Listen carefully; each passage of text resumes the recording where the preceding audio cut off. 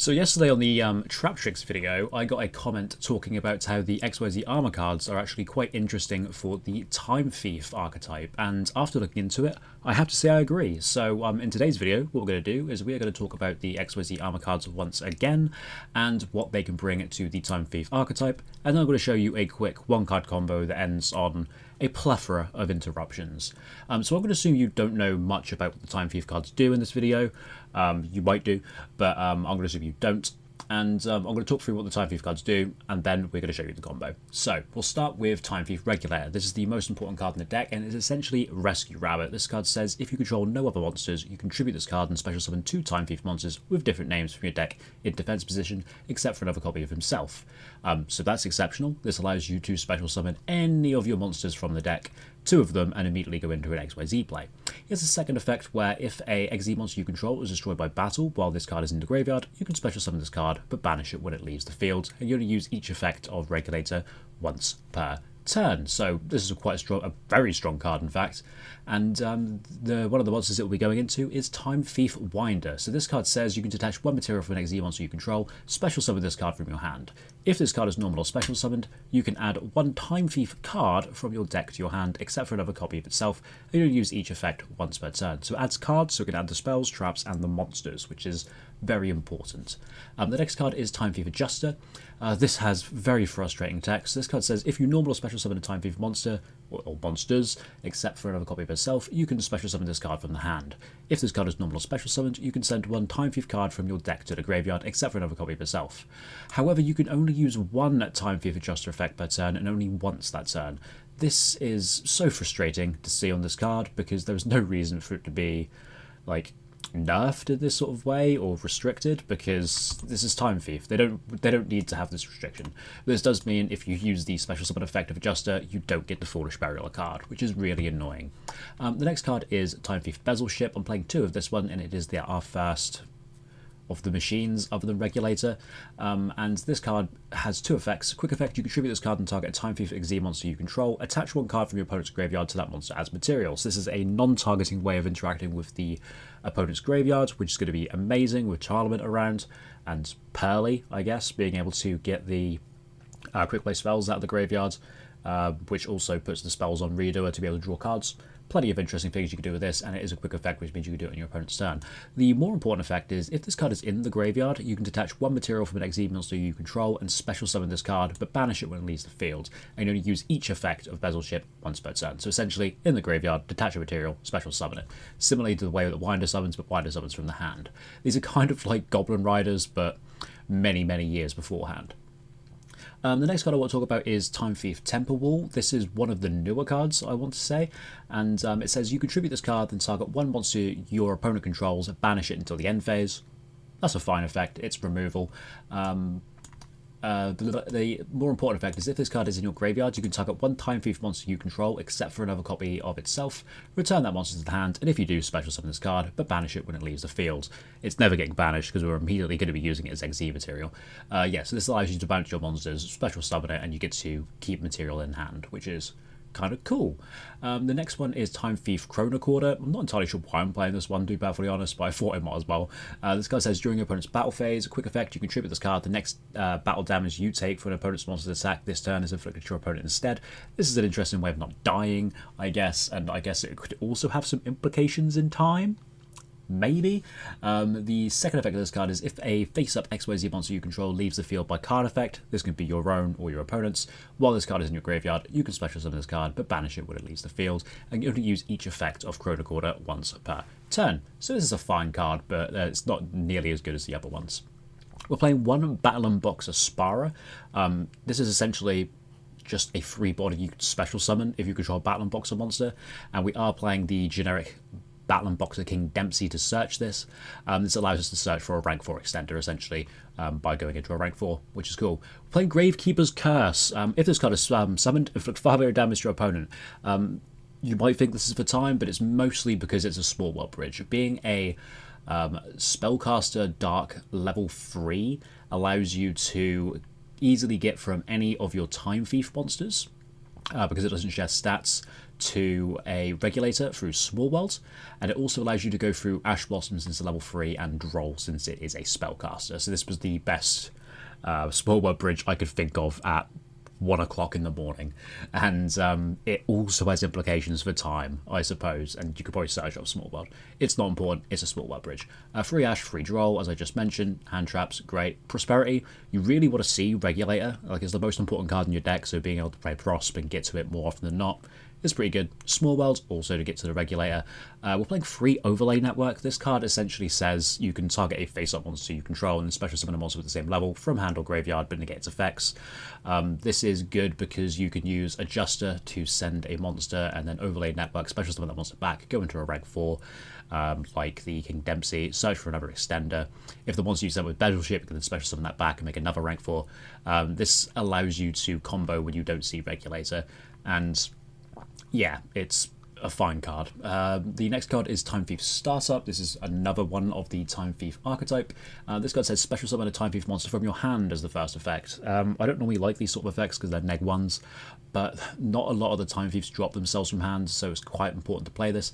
But this also does have a quite strong graveyard effect. So during your main phase, you can banish this card from your graveyard and target a Time Thief XYZ monster you control. Attach 3 Time Thief cards with different types, monster, spell, and trap from your graveyard to that monster's material, and you're going to use this effect once per turn, or you're going to use one effect once per turn. So essentially you use this to attach a different startup, trap, and a monster to your redoer to give it all of its effects, which is quite cool. One cool by, one foolish. Consistency and playing through hand traps. 3 of the Time Thief Power Reserve. I'm not sure how I feel about playing 3 of this card.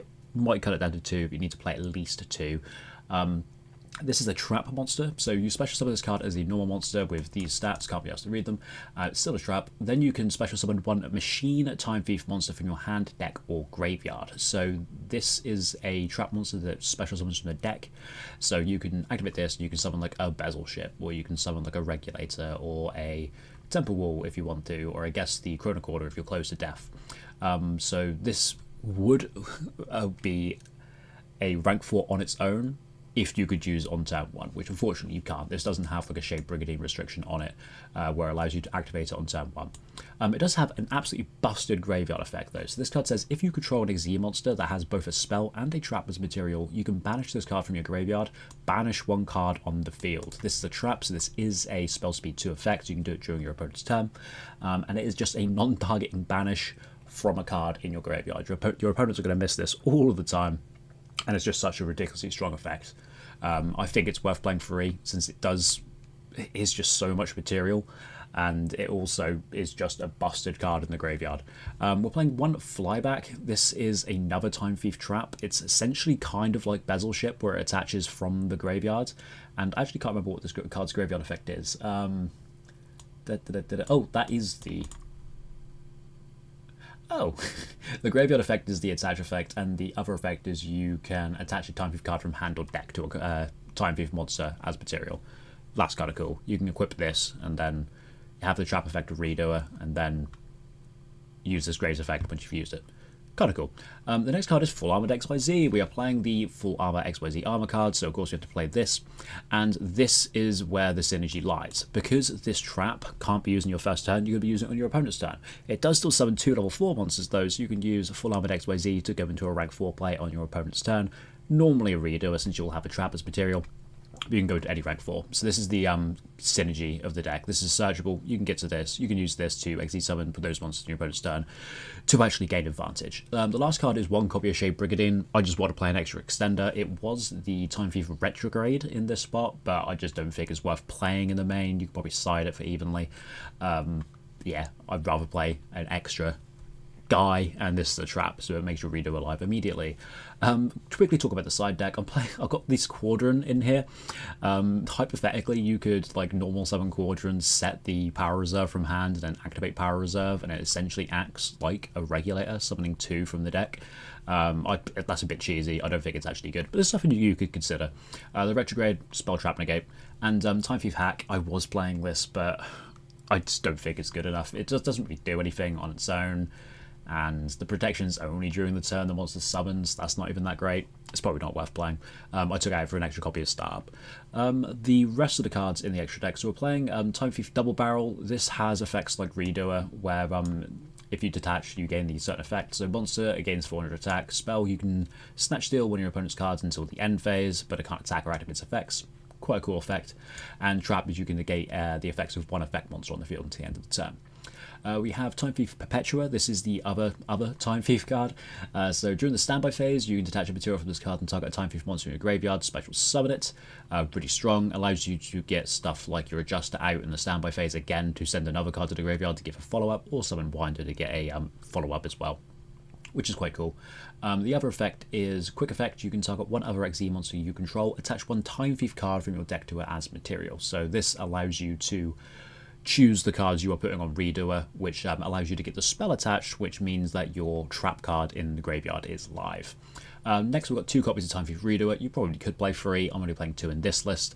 I'm assuming you know what Redoer does. Everybody does, but I'll quickly read it. So during a standby phase, you take the top card of your opponent's deck and attach it as material, and then it can gain a certain amount of effects depending on the amount of monsters you detach, the amount of types of cards you detach when you activate Redoer's effect. So for monsters, you banish the Time Thief Redoer until the end phase, then he'll come back. For a spell, you draw a card, and for trap, you place a face-up card your opponent controls on the top of the deck. This is the most important card in the deck.